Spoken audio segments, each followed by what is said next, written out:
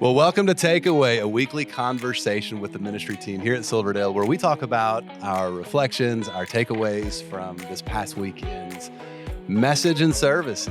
I'm so excited today to have Clayton here with us. Clayton, man, thanks for being here. Thanks for having me.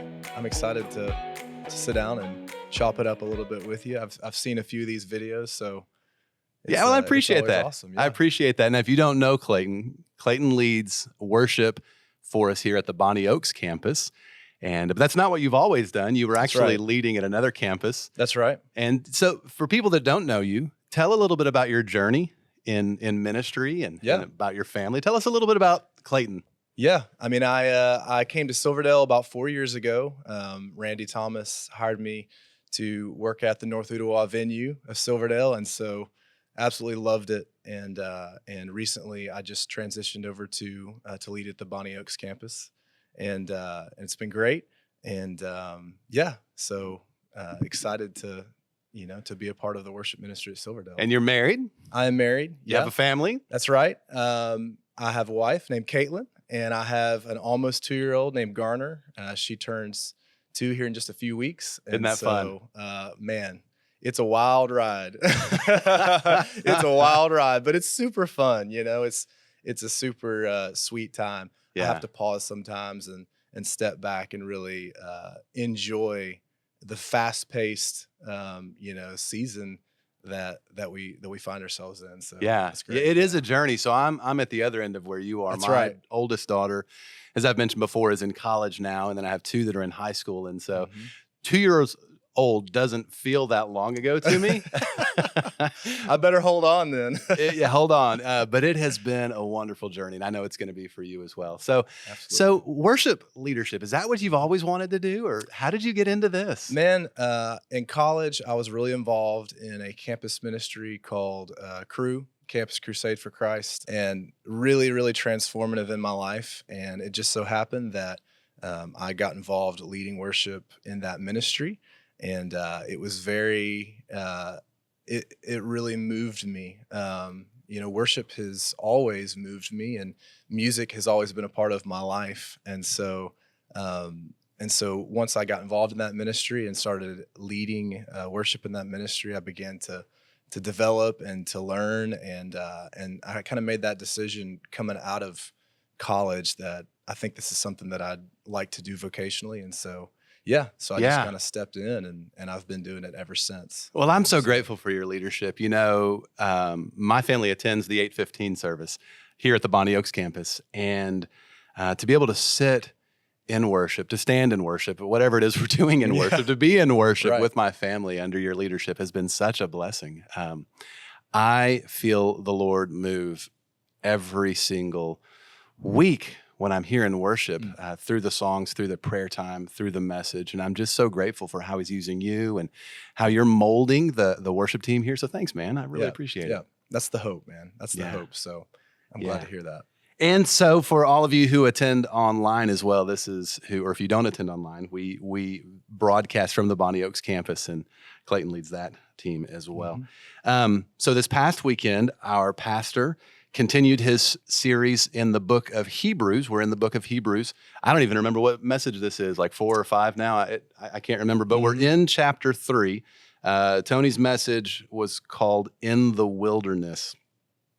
And, he started out the message talking about you can become distracted from Christ. Right. And that seems to be a theme through a lot of these messages. It can never be said enough, honestly. We live in front of our phones, in front of our screens, and then not to mention the other distractions of life. And so, in my opinion, I just feel like he can't say it enough. I was sitting there listening yesterday, and I'm thinking, it takes a weekly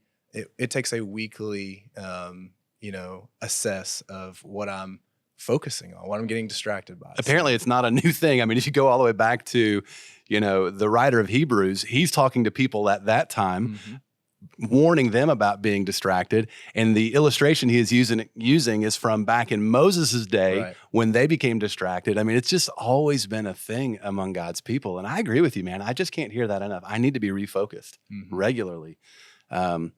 Because we do find ourselves wandering in the wilderness if we're not careful.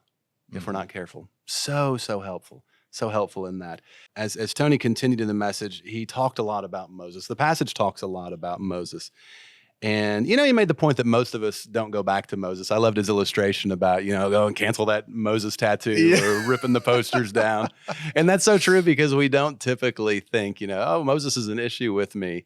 But the whole idea of distraction, focusing on secondary things, and he even mentioned some of you might even be distracted right now. Exactly. Yeah. Yeah. He said something. He said, when a good thing or great thing becomes the main thing, that's idolatry. Yeah. And man, I'm just convicted right now, convicted yesterday. There's a lot of special things. There's a lot of good things that are in my life, and things that I gravitate towards, things that I'm passionate about. And man, I'll put them up there as a priority. And even as I was thinking yesterday, Tony is talking about this idea that Jesus is better than that thing that you're passionate about, which we all are. It just takes a refocus and a pause to say, that's right. And I need to obey Scripture. Scripture can speak into my circumstance, my situation right now. And it's not only was his point about focus something I need to hear regularly, something he preaches about often, and like you said, he can't say too enough. But some of the solution that he gave, that wasn't new either. Talking about focusing on Christ today, getting involved in Christian community now, getting involved in serving. These are also not new truths. Right. But man, so for you as a worship leader, what is your heart? You have an opportunity right here to share with all of us. What is your heart for people when it comes to focusing on Christ today? Yeah. It is, I had this idea that Scripture presents of mercies that are new every morning. And so, I think about when rolling out of the bed in the morning, early on Sunday mornings, your perspective, you have kind of a clean slate. And so to look at it that way, that, today we have an opportunity to refocus, to fix our eyes on Jesus. And I think about that as the rest of our team does when it comes to planning and to partnering with our pastor, whether it's singing the Scripture that we're studying or it's executing the topic which he is capitalizing on. We really spend a lot of time seeking the Lord in that process. And so I'd love to hear a little more about that. I know Haley, when she was here, it's been a couple of months. We need to bring Haley back sometime to share again. I have to bring you back again too, man. But I'd love to hear a little bit more about, what does that look like to think about, knowing what Tony's going to be preaching as well as we can, think about partnering with him and his message and the direction he's trying to go for you and the worship team. Right. It's really helpful. He usually sends us his outlines and his notes at least a month in advance, which is super helpful because it gives us a chance to, many times the first time I look at kind of a template, I have initial thoughts and then I'll walk away. And when I come back over time, it usually there's something new that comes up as I've been reflecting on the direction he's headed, maybe some of the language that he's talking through. And so that right there is such a helpful thing for us that we get to know in advance, where he's going and just kind of use some of the same language. But it's also really important to read the room, if you will. And the more I have led in different spaces, the more I recognize that certain songs, certain expressions, they speak to and serve that environment in a special way.